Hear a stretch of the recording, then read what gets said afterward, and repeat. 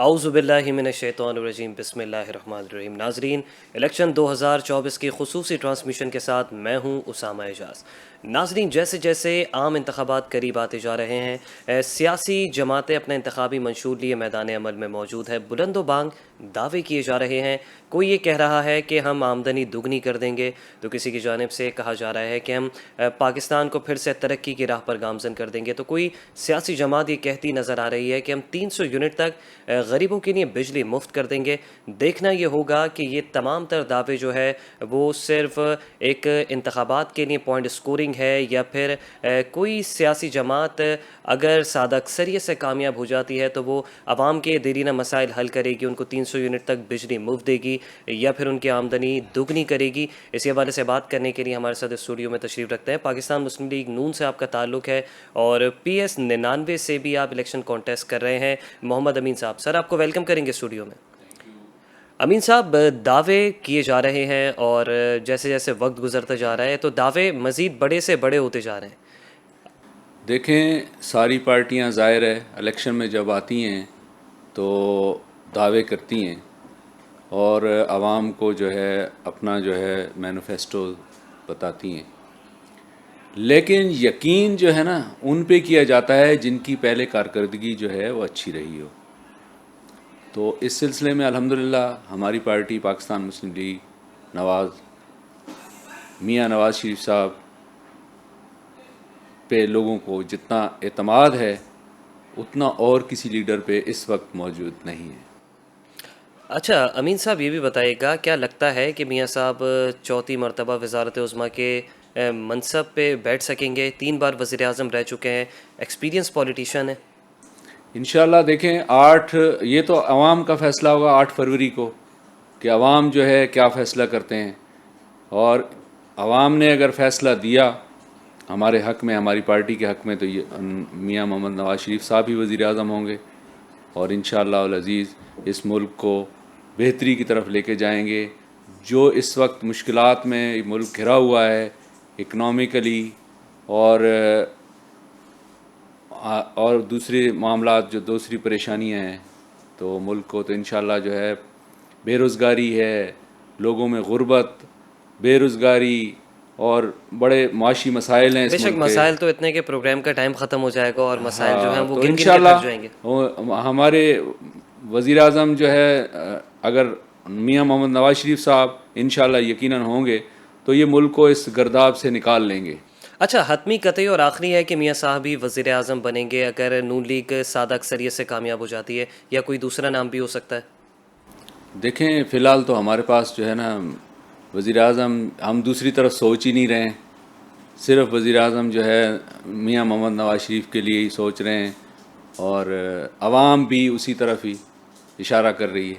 लगता है आवाम का भरोसा है इंशाअल्लाह अच्छा, हम अपने लोगों में जा रहे हैं, अभी इलेक्शन का दिन है, लोगों से मिल रहे हैं तो लोगों को बहुत यकीन है, और ख़ास तौर पे कराची के लोगों को तो बहुत ज़्यादा ये है कि अमन अमान के हवाले से जितनी जो है खिदमात मियां मोहम्मद नवाज़ शरीफ साहब की हैं कराची के लिए 2013 में जब वो वज़ीर आज़म बने, और इस दहशतगर्दी के मसाइल बहुत और भी सारे दीगर मसाइल थे शहर ये में। चीज़ें ख़त्म की, और यहाँ के जो है मेगा प्रोजेक्ट्स जो है, जो ग्रीन बस का यहाँ पे लेकिन सर, ग्रीन बस के अलावा कोई खासा और कोई बड़ा कोई प्रोजेक्ट दिया नहीं। K4 का स्टार्ट किया। लेकिन वैसे सिंध, टेबल पे ओवरऑल रखा सिंध हुआ है के वो हवाले मसला। से जो है थरकोल का प्रोजेक्ट उन्होंने शुरू किया, ठीक है। उसके बाद जो है कराची टू हैदराबाद मोटरवे बनाया। लेकिन वो शक्कर पे रुक गया। नहीं, सखर नहीं, कराची टू हैदराबाद और हैदराबाद टू सखर नहीं बन सका, क्योंकि ज़ाहिर है उससे पहले जो है ना मुल्तान टू सखर कंप्लीट किया था, तो हमारी हुकूमत का टाइम ख़त्म तो हो आपको गया। लगता है कि ये जो हुकूमत गुज़िश्ता हुकूमत रही है, इन्होंने तो उन्होंने कुछ जानबूझ के आपके मंसूबों में रखना डाला है? नहीं, उसके बाद उन्होंने तो कुछ किया ही नहीं सिवाय बातों के, बाकी तो किसी के पास कोई कारकर्दगी है ही नहीं सिवाय बातें करने के। अच्छा अमीन साहब, ये भी बताइएगा, आप इलेक्शन भी कॉन्टेस्ट कर रहे हैं, PS 99 आपका हल्का है, तो अपने हल्के के बारे में भी बताइएगा, क्या देरीना मसाइल हैं, क्या आवाम की तवक्कुआत हैं आपसे? हमारा हल्का इंतहाई पसमानदा है। एक जो है मेरा, आप सोराब गोट से लेफ़्ट साइड पे जो है ना, ये अलासिफ स्क्वायर से लेके जमाली ब्रिज तक जो है ना, ये हल्का लेफ़्ट साइड पे पड़ता है। ये आप देखें वहाँ पे जो है जन्नत गुल टाउन है, गोठ वगैरह हैं, कच्ची आबादियाँ हैं, गोटाबाद पर मुश्तमिल है। गोठाबाद पे मुश्तमिल है, और उनकी हालत इतनी ख़राब है कि आप देखें कि वहाँ पे गलियों में चलना महाल है, सीवरेज का निज़ाम नहीं है, पानी वहाँ पे नहीं है, तो वहाँ के मामलात हैं। दूसरी तरफ आप जाएं, अबुल इस्वानी रोड की तरफ आ जाएं, तो इधर भी कुछ गोठ हैं, जो सिकंदर गोठ है, उसके बाद जो है कायद आज़म कॉलोनी है, स्काउट 33 कॉलोनी मेट्रो वेल है, वगैरह। इसमें स्कीम 33 में, इसमें भी जो है ना जो गोठों पे मुश्तमिल, एक्चुअल तो ये गुलशन इकबाल का एरिया कहलाता है, डेवलप एरिया, लेकिन अगर आप उनकी हालत ज़ार देखें तो आपको रोना आए कि इन लोगों की क्या हालत है। सीवरेज का कोई निज़ाम नहीं है, गलियां कच्ची हैं, गंदगी, और जो है ना मक्खियाँ मच्छर उनके जो है बहुत ही, यानी आप देखें कि उसकी हालत बहुत ही जो है ना ख़राब है। तो अमीन साहब क्या प्लानिंग है, क्या होमवर्क कर रखा है आपने इस हवाले से? सर देखें, इससे पहले तो जो है ना जिन जिन लोगों की हुकूमत रही है उन्होंने तो कुछ भी काम नहीं किया। हालांकि 2200 अरब 22,000 अरब का सर वो तो एक किस्सा प्रोजेक्ट पारीना हो कहते गया, हैं कि लेकिन इतने लोग अगर इतने पैसे अगर आए हाल सिंध में, और लेकिन कुछ काम नहीं किया गया ना। ठीक है, कुछ किया भी होगा, लेकिन ये है कि ज़्यादातर जो है जितना वो कर ज्यादा सकते बातें थे हुई, उतना नहीं कर सकते, नहीं ज्यादा किया बातें उन्होंने। हुई। ज़्यादा बातें हुई। और अगर देखें, हम अख्तियार और गवर्नमेंट के वसाइल जो है ना जब होते हैं तो आदमी उसकी जो है उसके हिसाब से जो है वो बात कर सकता है। अगर लोगों ने हमें वोट दिया और अख्तियार हमारे पास हुआ तो इंशाअल्लाह हम इनकी खिदमत करेंगे, और आवाम का पैसा आवाम के ऊपर ही लगाएंगे। अवाम का पैसा अवाम के ऊपर ही लगाएं, चलें, इससे अच्छी और क्या बात होगी। अच्छा ये बताइएगा कि नून लीग के बहुत सीनियर जो चेहरे थे, जिनको हम भी देखते आ रहे थे अरसा दराज से, और आपके भी सीनियर हैं, शाहिद खाकान अब्बासी, मिफ्ता इस्माइल, इन जैसे लोग जो हैं वो नून लीग से अपनी राहें जुदा कर गए हैं। बहुत सारी नाराज़गियाँ थी, जबकि आज की जो खबर है वो आयशा रजब साहिबा ने भी इस्तेहकाम पाकिस्तान पार्टी, जहांगीर तरीन और अलीम खान ने जो मिलके पार्टी बनाई है IPP, वो किस बुनियाद पे ज्वाइन कर ली? क्या उनको भी किसी किस्म के कोई तहफ़्फ़ुज़ात थे या कोई एतराज़ात थे उनके नून लीग से?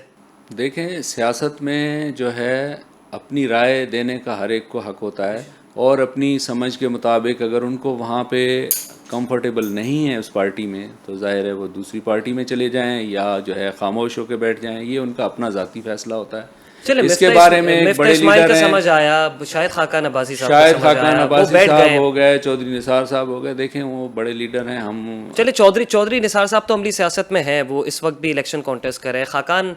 शाहिद खाकान अब्बासी साहब नहीं लड़ रहे हैं, मिफ्ता इस्माइल साहब नहीं लड़ रहे हैं। आयशा रजब ने किस बुनियाद पे ज्वाइन कर लिया IPP? क्या उन्हें टिकट नहीं दिया गया? कोई नाराज़गियाँ थी? देखें, बात ये है, इतनी बड़ी पार्टी है हमारी, तो इसमें जो है टिकट के मसाइल होते हैं। एक एक हल्के में कई लोग उसके, लेकिन सर इतना बड़ा पार्लिमानी वोट बैठा, 24 घंटे इंटरव्यूज लेकिन चले। देखें एक बंदा, देखें अगर एक बंदे को टिकट मिल जाता है और एक को नहीं मिलता, तो जो नहीं मिलता उसको ज़ाहिर नाराज़गी होती है उसकी।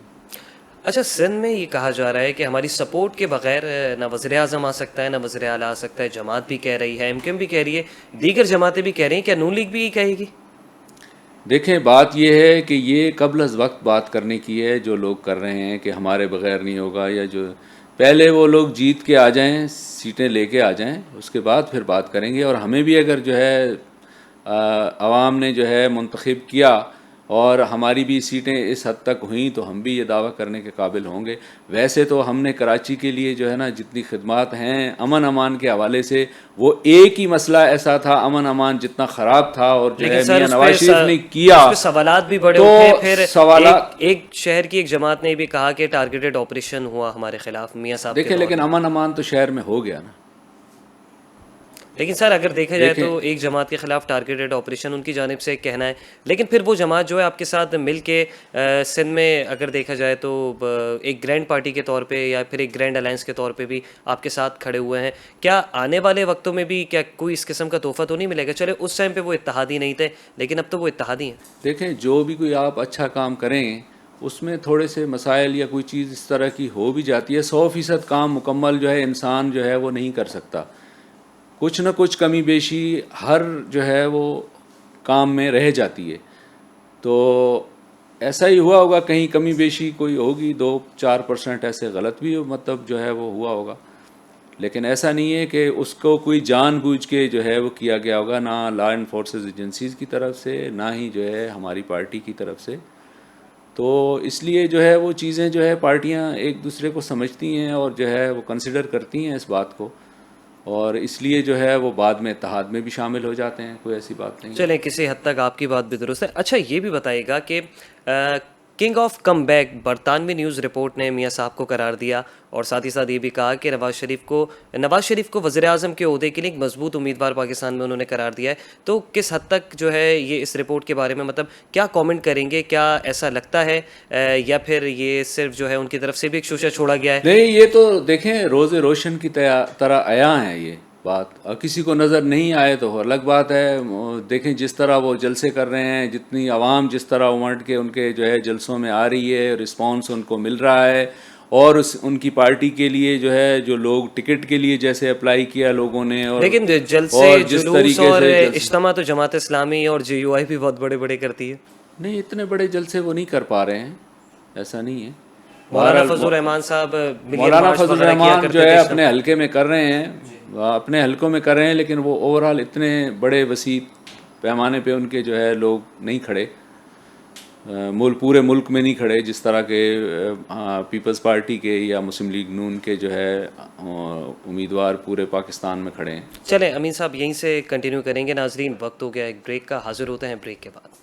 नाजरीन, ट्रांसमिशन में एक मरतबा फिर से खुशामदीद। बात हो रही थी चेयरमैन पाकिस्तान पीपल्स पार्टी बिलावल भुट्टो की जानिब से पेश किए जाने वाले सियासी इंतखाबी मंशूर की, जिसमें दो जो निकात हैं वो सबसे ज़्यादा अहम है। कहा यह जा रहा है बिलावल भुट्टो की जानिब से और दीगर रहनुमाओं की जानिब से, बिलावल भुट्टो साहब की हमशीरा आसफ़ा भुट्टो जरदारी साहिबा की जानिब से भी, कि आप बिलावल को वज़ीर आज़म बनाएं, हम 300 यूनिट तक बिजली मुफ्त कर देंगे और साथ ही साथ हम आवाम की तनख्वाह भी दुगनी कर देंगे। पाकिस्तान पीपल्स पार्टी का इस हवाले से क्या मौक़िफ़ है, जान लेते हैं। हमारे साथ टेलीफोन लाइन पर मौजूद है रज़ाक बाजवा साहब, पाकिस्तान पीपल्स पार्टी के रहनुमा है। रज़ाक साहब बताइएगा, सबसे पहले तो आपको प्रोग्राम में वेलकम करेंगे।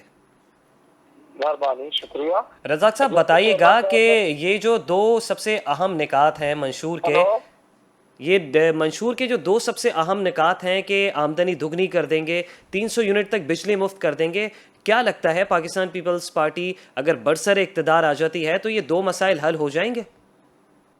जी, पाकिस्तान पीपल्स पार्टी अल्हम्दुलिल्लाह बरसरे इक़्तिदार आने के बाद मन अपने मंशूर पर और चेयरमैन बिलावल भुट्टो साहब की जो उन्होंने मंशूर में जो ऐलान किया है उस पर मन हम एक एक लफ्ज पर हम उस पर इंशाल्लाह अमल दरामद करने के पाबंद भी हैं और करेंगे भी। जिस तरह ज़ुल्फ़िकार अली भुट्टो साहब ने अपनी जिंदगी में रोटी और कपड़े का जो ऐलान किया था, रोटी कपड़ा और मकान का, हम आज तक उस पर खड़े हैं। इसी तरह बिलावल भुट्टो साहब चेयरमैन ने जो ऐलान किया है कि हम तनख्वाहें डबल करेंगे, हम बेघर लोगों को 30 लाख घर बना करके देंगे, तो इंशाल्लाह हम अपने पूरे के पूरे अपने मंशूर पर अमल करेंगे। और पाकिस्तान पीपल्स पार्टी को मैं समझता हूँ कि इंशाल्लाह हम इक़्तिदार में आने के बाद ना हमने पहले कभी अपने मंशूर से हम हटे, ना हम आइंदा हटेंगे। पाकिस्तान पीपल्स पार्टी अपने मंशूर पर खड़ी है और नेक्स्ट टाइम पर भी इंशाल्लाह 8 फरवरी के बाद हम इस पर अमल करेंगे। जिस तरह हमने पहले अपनी बातों को, जिस तरह ज़ुल्फ़िकार अली भुट्टो ने अपनी जिंदगी में इस कौम को एटम बम दिया, इसी तरह से ज़ुल्फ़िकार अली भुट्टो ने स्टील मिल दी, इसी तरह से पूरी कौम को शनाख्ती कार्ड दिए, इसी तरह से पूरी कौम को पासपोर्ट दिया, इसी तरह से हमने जो अपना ये जो इन्हें काफिर करार दिया, हमने ये जो कादियानी थे, तो हमने तो जो कहा वो करके दिखाया। और नेक्स्ट टाइम भी पाकिस्तान पीपल्स पार्टी इंशाल्लाह अपने मंशूर पर पूरा अमल करेगी और बिल्कुल बिल्कुल मैं पूरी यकीन बयानी करवाता हूँ कि हम बिल्कुल एक एक बात पर अमल करेंगे इंशाल्लाह। अच्छा बाजवा साहब, ये भी बताइएगा कि महज दावे तो कर दिए जाते हैं लेकिन मेनोअन जो है अमल नज़र नहीं आता। अभी तो आपकी जानिब से कहा जा रहा है कि पाकिस्तान पीपल्स पार्टी बरसरे इक़्तिदार आएगी तो आवाम के मसाइल हल कर देगी। चले तो ये एक अलग मामला हो गया, लेकिन अगर पंजाब की सियासत की बात की जाए तो क्या लगता है तख्ते लाहौर पे इस बार कौन विराजमान होने वाला है? देखिए, हम कोई न्यू पार्टी नहीं है, हम इस मुल्क की सबसे ओल्ड पार्टी है, हम सबसे पुरानी जमात है पाकिस्तान पीपल्स पार्टी। पाकिस्तान पीपल्स पार्टी को बने हुए 7 साल के करीब हो गए। हमने हमेशा हमेशा से जो कहा है वो करके दिखाया है, बल्कि जो हमने कहा उससे ज्यादा करके दिखाया। जुल्फ़िकार अली भुट्टो अपनी अवाम की खातिर, अपने पाकिस्तान की खातिर, इस पाकिस्तान को मजबूत करते करते उन्होंने अपने मुकदमे में अपनी जान दे दी। तो हम पर ये शक करना कि हम अमल दरामद नहीं करेंगे। हमने तो पहले 3 बार बरसे इक़्तिदार आ चुके हैं। कोई एक मंशूर में कोई एक ऐसी बात बता दी जाए जिस पर पाकिस्तान पीपल्स पार्टी ने अमल दरामद ना किया हो, तो मैं समझता हूँ कि ये कहना कि हम दावे नहीं कर रहे, हम वायदे भी नहीं कर रहे, हम करके दिखाएंगे। जो हमारे चेयरमैन साहब ने जो हमने मंशूर अपना अलाउंस किया है, हम उस पर करके दिखाएंगे इंशाल्लाह। हम कोई न्यू पार्टी नहीं है, हम ओल्ड पार्टी है। लेकिन बाजवा साहब, एक और सबसे अहम मसला है ना कि कराची की एक माजी की सबसे बड़ी स्टेक होल्डर जमात, उनकी जानिब से कहा जा रहा है कि बिलावल ये नहीं कह सकते कि हम लाहौर को कराची बनाएंगे। तो इस बयान को किस नज़र से देखते हैं? देखिए, जो पार्टी ये कह रही है कि हम लाहौर को कराची जैसा नहीं बना सकते, ये मैं उन्हें जानता हूँ। वो अपनी बताए ना, उनकी पार्टी के कितने टुकड़े हो गए, और वो ये बताए सर एक ना, हो गए हैं, दोबारा सब एक हो गए। 35 साल वो पार्टी इक़्तिदार में रही है कराची पर, 3 बार उनके मेयर बना है वो, और कई बार वो मिनिस्ट्रियां और वफाकी वजारतें और गवर्नरशिप और मेयरशिप उन्हें मिली है। तो वो बताए ना, वो हम पे इल्जाम तराशियां ना करें, अपनी कारकर्दगी बताएं, और वो बताएं कि मुस्तफा कमाल साहब चंद साल पहले क्या कहते थे अल्ताफ हुसैन के लिए। चले सर, अब ये बात तो दूसरी जानिब जा रही है। मैं सिर्फ आपसे ये अर्ज़ कर रहा हूँ कि अगर मुस्तफ़ा कमाल की मेयरशिप का दौर देखा जाए, वो टेन्योर देखा जाए, आप नहीं समझते कि शहर कराची ने तरक्की की? नहीं, देखिए ये एक ढोंगे की एक बात है कि 400 अरब रुपया दिया था परवेज मुशर्रफ ने मुस्तफा कमाल को। उसकी पार्टी उस पर शक कर रही है कि उन्होंने उसमें बहुत बड़ी करप्शन की है। लेकिन सर, पार्टी के तो सीनियर डिप्टी कन्वीनर है वो। उसकी अपनी पार्टी, जिस पार्टी के वो मेयर कराची थे, वो अल्ताफ हुसैन की पार्टी के मेयर कराची थे। अल्ताफ हुसैन और उसकी जो पार्टी थी उस वक्त, वो मुतमीन नहीं है, ना ही ये मौजूदा पार्टी उनसे मुतमीन है। वो जब उनकी पार्टी उनसे मुतमीन नहीं है, ये कहना कि मुस्तफा कमाल और एक सुनहरी दौर पर क्या किया है भाई, उसने 4 पुल बना दिए इस मुल्क में, शहर में, तो क्या उसने क्यों मार दिया? सर अब तो मेयर आपका मौजूद है, आप भी 4 पुल बना दें या 3 पुल बना दें। अस्पताल बना दिया नया, कौन से कोई हॉस्पिटल बना दिए? उसने अपने दौर में क्या किया?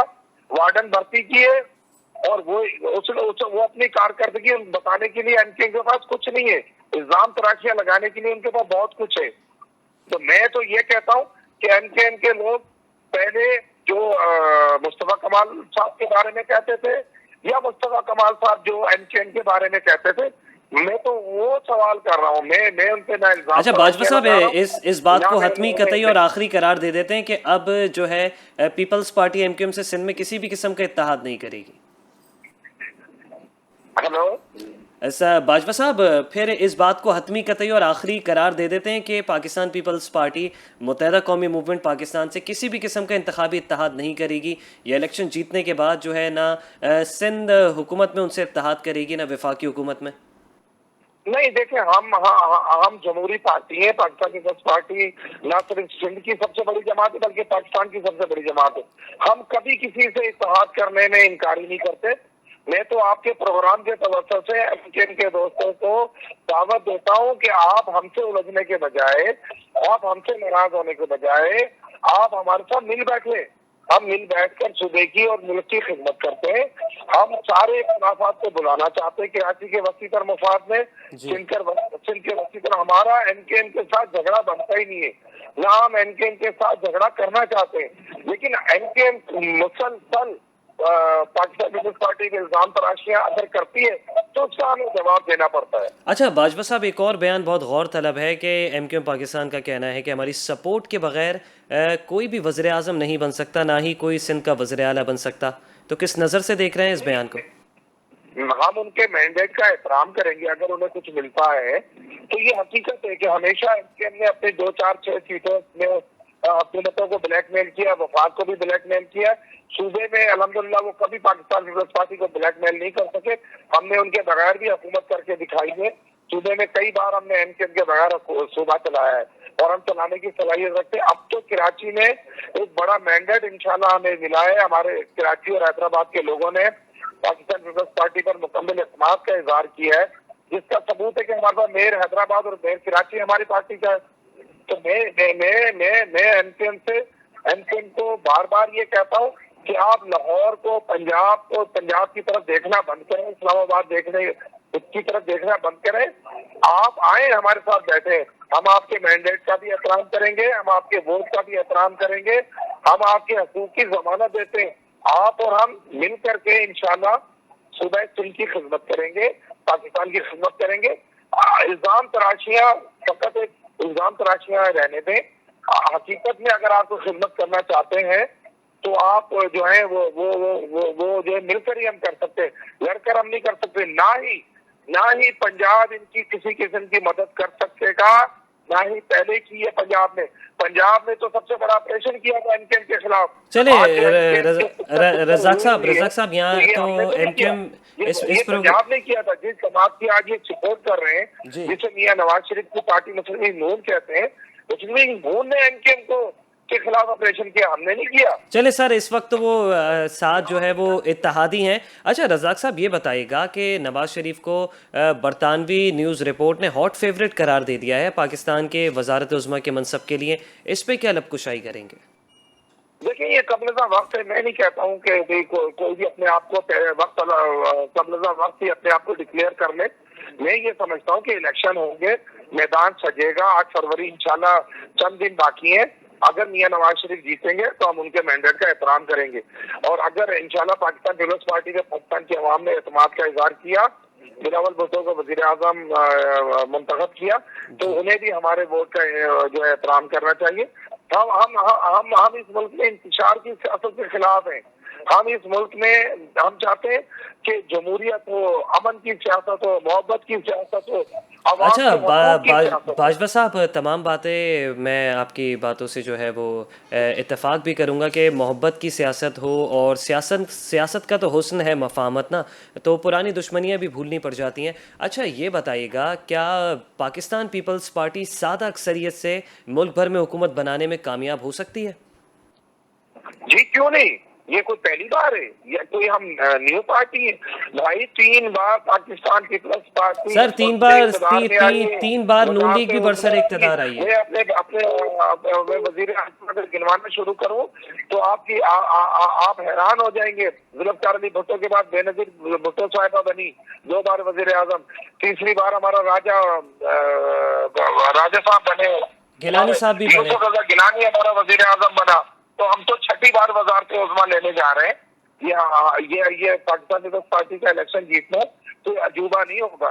हमने इस मुल्क में 4-5 बार हुकूमत की है अल्हम्दुलिल्लाह। चले रज़ाक साहब, आपने जो है वो एमक्यूएम के लिए तो एक पैगाम दे दिया, और मोहब्बत भरा जो वालिहाना मोहब्बत से और अकीदत से भरा पैगाम था आपने दे दिया। नून लीग को क्या पैगाम देना चाहेंगे प्रोग्राम के तवस्सुस से?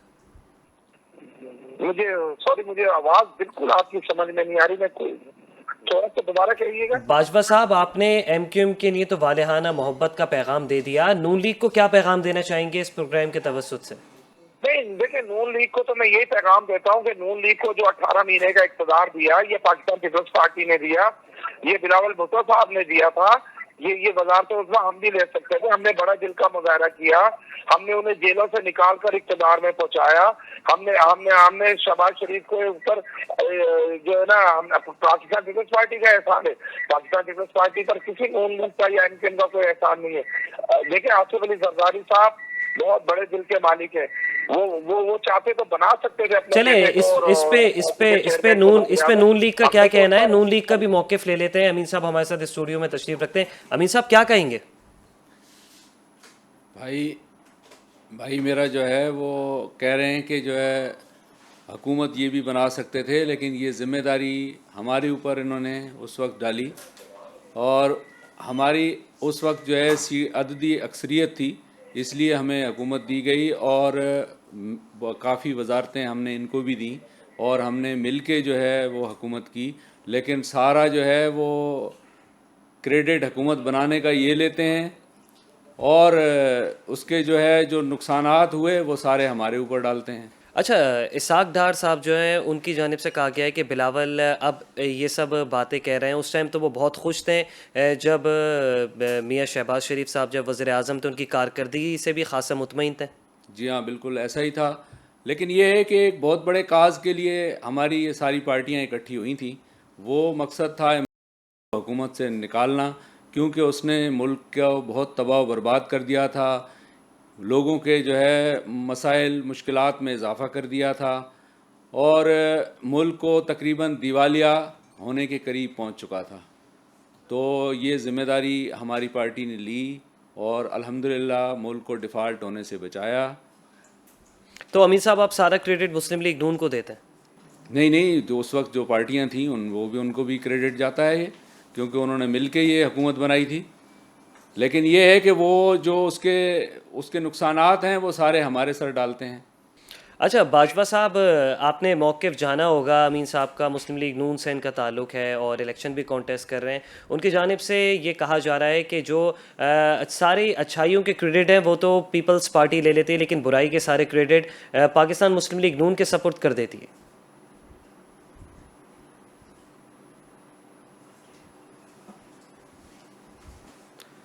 नाजरीन, हमारा रज़ाक बाजवा साहब से रब्ता मुनक़ता हो गया।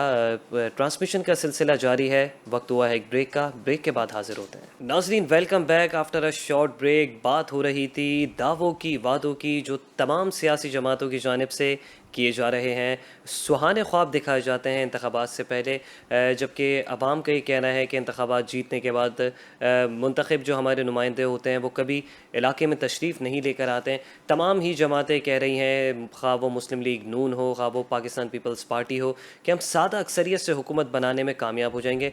इस वक्त उबैद शाह साहब तज़ियाकार हैं, हमारे साथ प्रोग्राम को ज्वाइन कर चुके हैं टेलीफोन लाइन पे। उबैद शाह साहब, क्या कहेंगे, क्या लबकुशाई करेंगे? क्या कोई सियासी जमात इस वक्त ऐसी है जो अददी अक्सरियत ले सके, जो सादा अक्सरियत से अपनी हुकूमत बनाने में कामयाब हो सके? जी, अस्सलाम वालेकुम, शुक्रिया। बात ये भाई मेरे के जो अभी हालात है ना, आज तो देखें एक नया दरवाजा खोला है इलेक्शन कमीशन के अफसरान ने कि जो आज़ाद अरकान है वो अपनी एक जमात बनाकर अपना वजीर आजम मुंतखब कर सकते हैं। ये तो देखिए एक खेल है सियासत, इसमें लोग तो गैर मुताल्लिक है। मेरी अपनी ये राय है कि पीपल्स पार्टी जो है वो ऐसा नंबर जरूर सिक्योर कर पाएगी कि वफाक में उसके बगैर हुकूमत नहीं बन पाएगी। और वफाक की जब हुकूमत बनने का मौका आएगा और पीपल्स पार्टी का ताउन मांगा जाएगा तो उस वक्त ऐसी चहमगोइयां हैं कि बड़े साहब जो हैं, जरदारी साहब जो हैं, वो शेर के शिकारी कहलाते, वो ये इस तरह की शराइत आयद करेंगे कि शायद वजीर आजम जो है वो मियाँ नवाज शरीफ ना हो बल्कि शहबाज शरीफ हो या उनकी पार्टी में से कोई और हो। तो अभी तक तो ये माहौल बना हुआ है कि नवाज शरीफ अगले वजीर आजम नजर आ रहे हैं, मगर ये खेल पलट सकता है, बाजी बदल सकती है। और इसमें कोई शक नहीं है कि पीपल्स पार्टी ऐसा नंबर जरूर ले पाएगी कि वो वफाक में जो है वो एक अहम हैसियत रखती होगी हुकूमत साजी के लिए। तो फिलहाल देखिए, सियासत में तो हर वक्त सूरत हाल बदलती है और कल के दोस्त आज के दुश्मन होते हैं और आज के दोस्त कल दुश्मन हो जाते हैं। अभी तो तीर एक दूसरे के खिलाफ चला रहे हैं सही। और बिलावल साहब जहाँ जहाँ मौका मिल रहा है शेर को निशाना बना रहे हैं, लेकिन ये फिर शीरो शकर तो होंगे। लेकिन मुझे ये लगता है कि शायद नवाज शरीफ साहब की चौथी वजारत उस्मा का ख्वाब जो है वो शर्मिंदा ताबीर न हो सके या बड़ा मुश्किल हो जाए आखिर में। सर, लेकिन अगर देखा जाए तो बरतानवी न्यूज़ रिपोर्ट में नवाज शरीफ को वज़ीर आज़म के ओहदे के लिए सबसे मजबूत उम्मीदवार करार दे दिया गया है। जी, आप बिलावल साहब के लिए कह रहे हैं ना कि उनको मजबूत उम्मीदवार नहीं करार नहीं नहीं नहीं सर, नवाज शरीफ साहब को किंग ऑफ कमबैक नवाज करार दे शरीफ दिया। साहब तो है, मैं आपको कह रहा हूँ ना, वो तो यही इसी कमिटमेंट पे आए कि वो वजीर आजम बनेंगे, वो तो यही समझ रहे हैं कि वो बनेंगे। लेकिन ये लगता मुश्किल है, इसकी बड़ी भारी डील बन जाएगी आखिरी लम्हे में। आप ये देखेंगे, आप भी यही हैं, हम भी यही हैं, तो उबैद शाह साहब क्या क्या समझते हैं, क्या फ्री एंड फेयर इलेक्शन होंगे या फिर वही रिवायती इलेक्शन होंगे कि आरटीएस बैठ गया, धांधली हो गई और शाम में नताइज कुछ और हैं और आधी रात में रिजल्ट्स कुछ और आ रहे हैं? वो फ्री और फेयर तो सर हम ये एक हमारा नारा है कानों को खुश करने के लिए। अच्छा, ये खुद को तसल्ली देने के लिए। आप ये इलेक्शन में जो कुछ होता है ना, मैं तो कहता हूँ ये एक बड़ा सोशल मीडिया पे मशहूर जुमला रहता है कि बुरा ना मानो होली है। तो वो ये इलेक्शन है, बुरा ना मानो, अभी जो भी हो रहा है वो ऐसे ही होते हैं इलेक्शन। अब हमारे यहाँ तो जैसे हो जाते हैं, ये भी गनीमत है। हम तो ये समझ रहे थे, खौफ कर रहे थे कि शायद होंगे ही नहीं, लेकिन शुक्र है कि अब होने जा रहे हैं, बिल्कुल आखिरी मरहल आ गए। इलेक्शन कमीशन ने तो आज भी वजाहत कर दी कि हमारा पूरा सिस्टम जो है वो पूरी तरह फाल नहीं हो सका है और हम इस सिस्टम पर शायद जो इलेक्ट्रॉनिक सिस्टम है उस पर रिलाय ना करें मैनुअली और सब कुछ। तो शुक्र है कि हो ही जाए इलेक्शन जैसे जैसे, यही बहुत है हमारे लिए। अच्छा, उबैद शाह साहब ये भी बताइएगा, सियासत पे गहरी दिलचस्पी आप रखते हैं और क्या समझते हैं कौमी असम्बली के 40 हलकों पर आज़ाद उम्मीदवार क्या किंग मेकर्स के तौर पर काया पलट सकते हैं? देखिए, यहाँ मैं अब ये बात मुझे कहनी नहीं चाहिए, लेकिन बहरहाल हम जितना कनेक्टेड हैं, जितना लोगों को जानते हैं, सियासी लोगों से गॉसिप लेते हैं, तो ये मेरा अंदाजा है कि सारी सीटें जो है ना ये तय हुई हुई हैं। किसको कितनी सीट मिलेगी, कौन कौन सी सीट कहाँ कहाँ से कौन निकालेगा। जैसे कराची की बात करें, कराची में ये गॉसिप है कि एमक्यूएम के लिए 16 सीटें तय की गई हैं। एक जो है वो सर, कराची के डायनामिक्स क्या कह रहे हैं? कराची के डायनामिक्स क्या कह रहे हैं इस वक्त? जी, मैं वही अर्ज कर रहा था कि कराची में ये जबान ज़द आम है सियासी हलकों में ये बात के कराची में 16 सीटें एमक्यूएम की निकलेंगी और 2 सीटें जो है वो पीपल्स पार्टी की निकलेंगी, एक जो है जमात इस्लामी की और एक पीटीआई की। 22 सीटें, इनकी तकसीम जो है वो कमरों में बैठ के हो चुकी है। अब ये लोगों ने तो बस एक्सरसाइज करनी है, जाके वोट डालने, किसके वोट कितने गिने जाएंगे वो और लोग तय कर चुके हैं। तो ये देखे ना, ये जो पॉलिटिकल हमारी सिचुएशन है मुल्क की, वो तो ऐसी है जी कि ना। हेलो जी, आप कुछ कह रहे हैं? जी जी, उबैद साहब अर्ज कीजिएगा, कंटिन्यू कीजिएगा। जी जी, तो मैं ये अर्ज कर रहा था कि देखिए ये सीटें तो ना ये पहले ही तय कर ली जाती हैं, किस जगह से कौन सीट निकालेगा और किसकी पार्टी कितने नंबर लेगी। ये तकरीबन तमाम जो है वो खेल के तमाम आदाब जो है वो पहले ही तय कर लिए जाते हैं कि कौन सी टीम कितना गोल करने वाली है। तो ये कोई इसमें इतनी इनोवेशन नहीं है हमारे पॉलिटिकल सीन में कि हम ये तो समझें कि कोई बहुत बड़ा ये अपसेट होने वाला है, ये यूं हो जाएगा वो यूं हो जाएगा। ये तो बाद इलेक्शन पाकिस्तान में ऐसे हुए जिनमें बहुत अपसेट्स भी हुए, लेकिन फिलहाल ये जो इलेक्शन है कम से कम इस सतह पे जो इस वक्त हालात हैं, यहाँ सारे नंबर तय हैं। नून लीग जो है वो लीड करेगी पार्लियामेंट्री फिगर्स में और वो उसके पास नंबर ज्यादा होगा, बट वो इस पोजीशन में नहीं होगी कि वो कोई अपनी सोलो फ्लाइट ले ले और कोई अपनी गवर्नमेंट बना ले। और अल्टीमेटली एमक्यूएम और पीपल्स पार्टी ये 2 ऐसे प्लेयर्स होंगे जो उनको हुकूमत में लेकर फिर कोई हुकूमत साजी का मरहला मुकम्मल होगा। उस वक्त जो बारगेन होगी वो इन दोनों पार्टियों की जो लीडरशिप है उसके पास चॉइसेस होंगी कि वो क्या अपनी शराइत रखती हैं और क्या बारगेन करती हैं। और मेरा अपना ख्याल है कि ये दोबारा एक बात दोहराता हूँ कि मेरा अपना ख्याल है कि नवाज शरीफ साहब की वजारत उज़्मा जो है वो काफी मुश्किल, काफी भारी बड़े पैकेज पर बनेगी, अगर बन सकी, वरना हो सकता है कि आखिरी मरहले में उनकी ये जो ख्वाहिशात हैं वो नाकाम हो जाए। चले, और बाकी उबैद शाह साहब आपका पॉइंट आ गया। यहाँ हमारे साथ स्टूडियो में मौजूद हैं अमीन साहब और नून लीग साहब का ताल्लुक है। आप क्या कहेंगे? उन्होंने तो कहा कि बंद कमरों में नताइज जो है वो बना दिए गए हैं और अब से मतलब एक एक्सरसाइज के तौर पे कराची के इलेक्शन को देख रहे हैं। देखें, ये तो उबैद शाह साहब की अपनी राय हो सकती है, उनका एहतराम है, लेकिन ऐसा कुछ हमें तो नज़र नहीं आ रहा। क्या लगता है अवाम कराची अपने 8 तारीख को, 8 फरवरी को जो है ना जो फैसला करेंगे उसी के मुताबिक होगा। तो लगता है कि कराची से नून लीग भी जो है वो एक स्ट्रॉन्ग जमात के तौर पे उभर सकती है? इंशाल्लाह इसी उम्मीद से हम इलेक्शन जो है लेकिन लड़ रहे हैं। उन्होंने जो फिगर्स बताए उसमें एक भी सीट शायद नून लीग की नहीं थी, ना पीएस की ना एनए की। ये उबैद शाह साहब की अपनी राय हो सकती है, उनकी राय का एहतराम है, लेकिन ऐसा ज़मीनी हक़ाइक़ में ऐसा कुछ नहीं है। हम भी मौजूद हैं और इंशाअल्लाह हम भी सीटें निकालेंगे कराची से। अच्छा, ठीक है अमीर साहब, उबैद शाह साहब आपसे जानना चाहेंगे कि इस इंतखाबात को कैसा देख रहे हैं?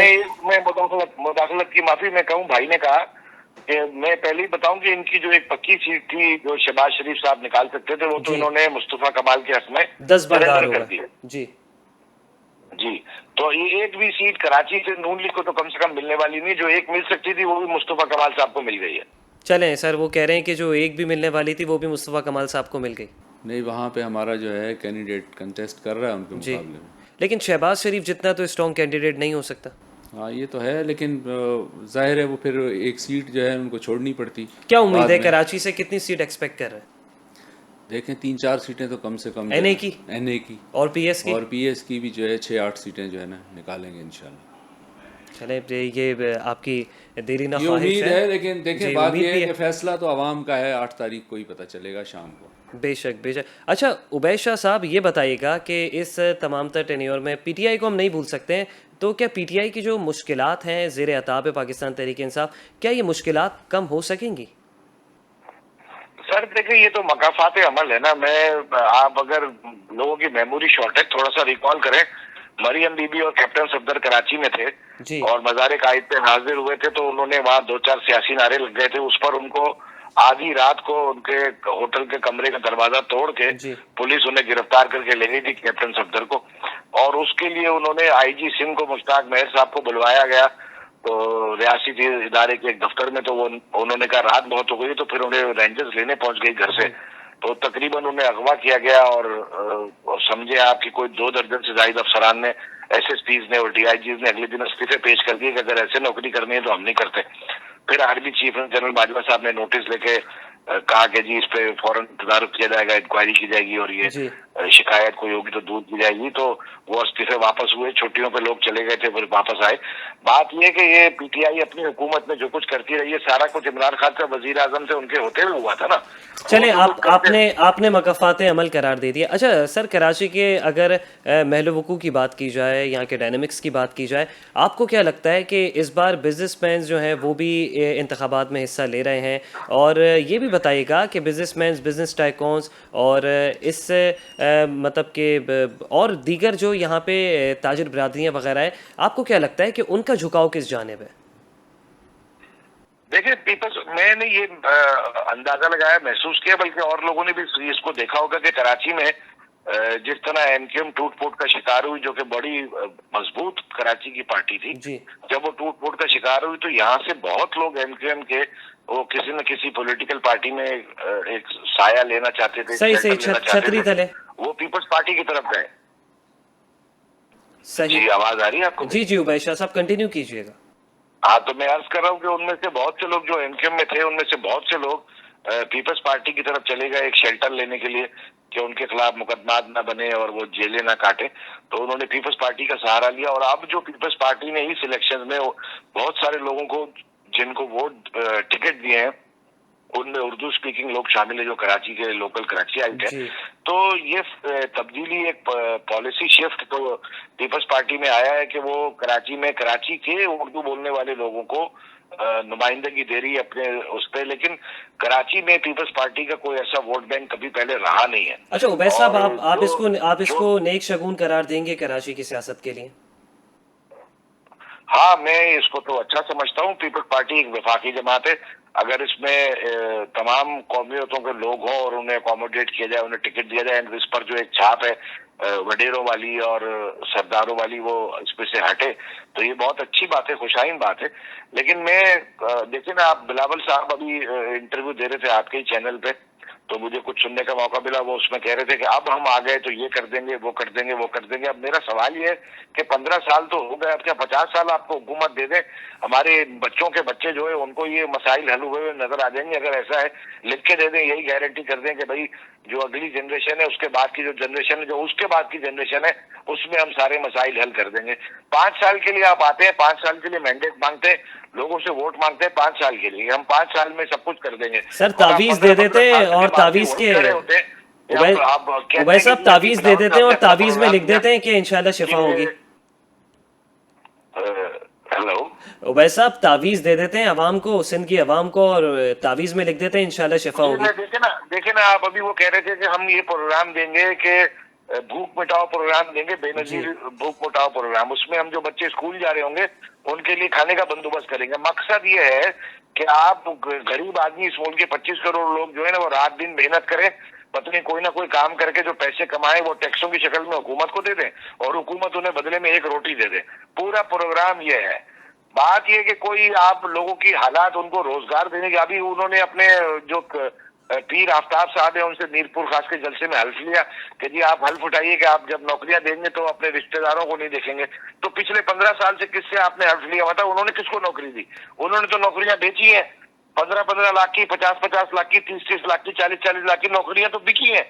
तो मतलब ये कि पता नहीं इलेक्शन में कौन सा इंजेक्शन लग जाता है, कौन सा टीका लग जाता है, तो वो पिछली सब बातें भूल जाते हैं। इतने खुशनुमा ख्वाब बताते हैं, इतने अच्छे अच्छे नारे देते हैं, ऐसी ऐसी बातें करते हैं, समझ में नहीं आता कब तक ये नारे बिकेंगे, समझ में नहीं आता हम कैसे कब तक इस तरह चलते रहेंगे। सही। अच्छा अमीन साहब, आप किस हद तक एग्री करेंगे उबैद साहब की बात से?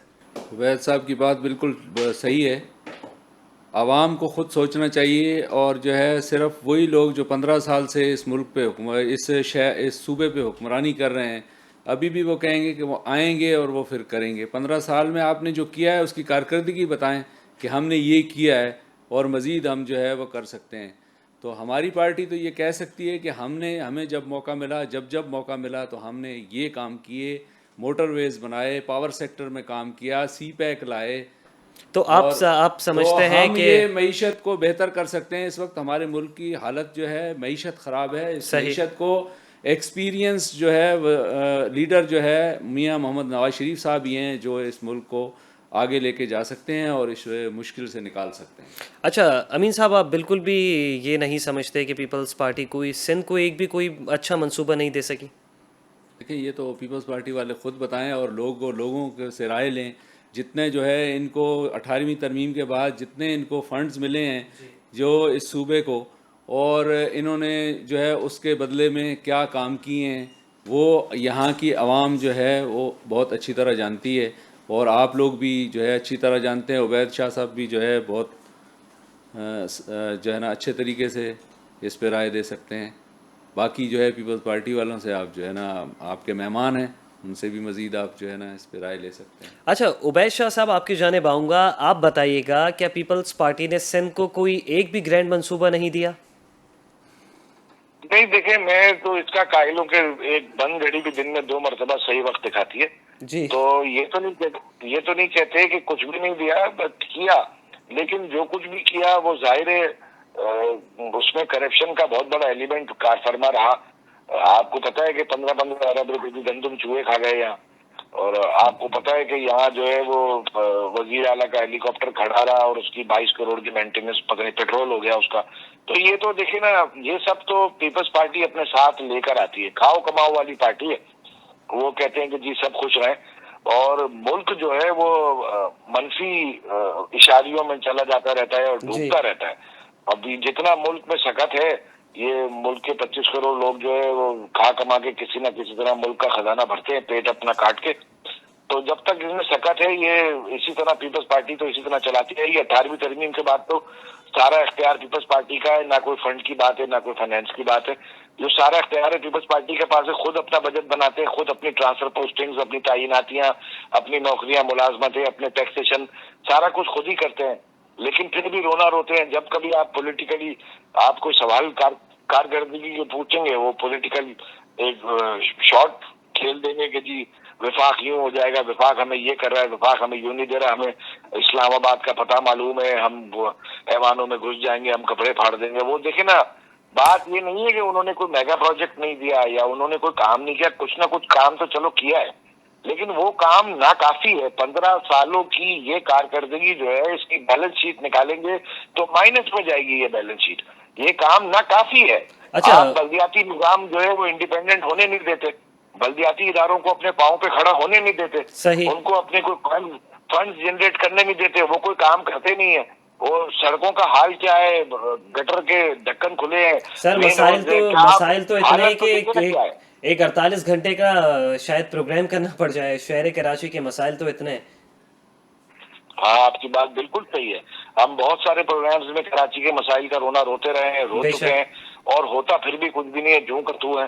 बड़ी मुश्किल से कोई 14 साल के इख्तिदार के बाद उन्होंने एक पीपल्स बस सर्विस शुरू की है पिछले कोई 6-8 महीने साल में। उसका वो इतना ढोल पीटते हैं कि हमने देखे कराची के अवाम को ये दे दिया है, कराची के अवाम को वो दे दिया है। आप बात ये है ना कि देखें, कारकर्दगी का कोई एक पैमाना, कोई एक मयार तो बनाए ना कि किसको कारकर्दगी कहा जाएगा। एक सड़क बनाते हैं, वो 6 महीने बाद बह जाती है, खत्म हो जाती है, उस पर चांद गाड़ी चलती है, लगता है इतने खड्डे हो जाते हैं। तो क्या कारकर्दगी का मयार क्या है, एक पैमाना क्या है? कुछ भी। अच्छा, उबैद शाह साहब, कराची की सतह पर, कराची सही। की सतह पर पीपल्स पार्टी की कारकर्दगी सिफर है, जीरो। अच्छा, उबैद साहब ये भी बताएगा कि किसकी गवर्नमेंट को आप पाकिस्तान के लिए बेहतर समझते हैं? नहीं, ये तो खैर आपने सवाल बड़ा, जिसका कोई डिप्लोमेटिक जवाब हो सकता है, सीधा सीधा जवाब चले तो हो नहीं सर, सकता। डिप्लोमेटिक दे दें। लेकिन मैं ये एग्री करता हूँ, और मैं ये नून लीग से हमारे भाई बैठे, मैं ये एग्री करता हूँ कि नून लीग का एजेंडा जो है वो डेवलपमेंट का एजेंडा है, और उसमें उन्होंने लोगों को, पाकिस्तान के लोगों को बड़े प्रोजेक्ट्स दिए हैं, इसमें कोई शक नहीं है। एयरपोर्ट है, मोटरवेज है, या ग्रीन लाइन है, वगैरह वगैरह, उन्होंने काम बहुत किया है। मगर मसला ये है सर, इसमें इल्लत ये है कि ये कर्जे लेकर काम करने पर बिलीव करते हैं। इसहाक डार साहब की जो इकोनॉमिक्स है, जो उनकी पॉलिसी है, वो ये है कि भाई लोन ले लो और डेवलपमेंट करो, और जो प्रोजेक्ट बना वही प्रोजेक्ट मॉर्गेज कर दो, फिर लोन ले लो, और ये जो मुल्क के 20-25 करोड़ लोग हैं गधे, ये भरेंगे टैक्स, इस पे हम लोन भर देंगे। तो ये बात, ये डायनामिक्स को चेंज होने की जरूरत है ना। आप डेफिसिट का बजट क्यों बनाते हैं? आपकी आमदनी 6,000 अरब साल की है, तो आप 5,900 अरब का बजट बनाए ना। चले, आप उबैद शाह साहब, आपका पॉइंट आ गया। एक जुमला कंप्लीट कर लूं। 6,000 अरब की आमदनी है, 6,800 अरब का बजट बनाते हैं, 800 अरब बोलते हैं हम कर्जा ले लेंगे। भाई ये खत्म होने की जरूरत है। चलिए ठीक है, अमीन साहब क्या कहेंगे, क्या पैगाम देना चाहेंगे अपने हल्के की आवाम को, और बिलखुसूस क्या चाह रहे हैं, क्या चेंजिंग होनी चाहिए पाकिस्तान की सियासत में, सिंध की सियासत में, बिलखुसूस कराची की सियासत में? देखिए, इनकी बात को मैं आगे लेके जाता हूँ। ये कह रहे हैं कि जो है वो आमदनी, देखें पाकिस्तान सी पैक, मुस्लिम लीग नवाज ग्रुप ने, पाकिस्तान मुस्लिम लीग नून ने, सर इसमें तो कोई दो राय नहीं है कि उससे आमदनी बढ़नी थी। आमदनी जो है वो 58 क्या 56 है। मुल्क की तरक्की के लिए जो है ना, उसको अगर आप आमदनी बढ़ाएंगे मुल्क की, तो जब ही जो है हमें कर्ज नहीं लेना पड़ेगा। अगर आपकी आमदनी कम है तो लोगों के ज़िंदगी को बेहतर करने के लिए हमने कुछ तो करना है। चलिए सर, फाइनल कमेंट कर दिएगा। तो यहाँ पे इंशाल्लाह जो है ना, देखें 8 फरवरी को अगर अवाम ने हम पे एतमाद किया तो इंशाल्लाह हम पिछले अदवार की तरह इस मुल्क की खिदमत करेंगे। चलें, मोहम्मद अमीन साहब बहुत शुक्रिया, आप इस स्टूडियो में मौजूद थे। आपका ताल्लुक़ पाकिस्तान मुस्लिम लीग नून से था, और PS 99 के उम्मीदवार भी हैं आप नून लीग की जानिब से, और साथ ही साथ हमारे साथ टेलीफोन लाइन पर मौजूद थे उबैद शाह साहब। आप किसी तारुफ़ के मोहताज नहीं हैं, तज्ज़ियाकार हैं आप, और गहरी दिलचस्पी रखते हैं कराची की सियासत में। नाजरीन, ये ट्रांसमिशन का वक्त अपने अख्ताम को पहुँचा है, और बात हो रही थी तमाम सियासी जमातों के मंशूर की जानिब से, दावों की जानिब से, और जो वादे किए जा रहे हैं उस बारे में बात हो रही थी। इसी के साथ अपने मेज़बान उसामा एजाज़ को दीजिएगा इजाज़त। इंशाल्लाह फिर मुलाकात होगी। अपना बहुत सारा ख्याल रखिएगा। अल्लाह हाफ़िज़।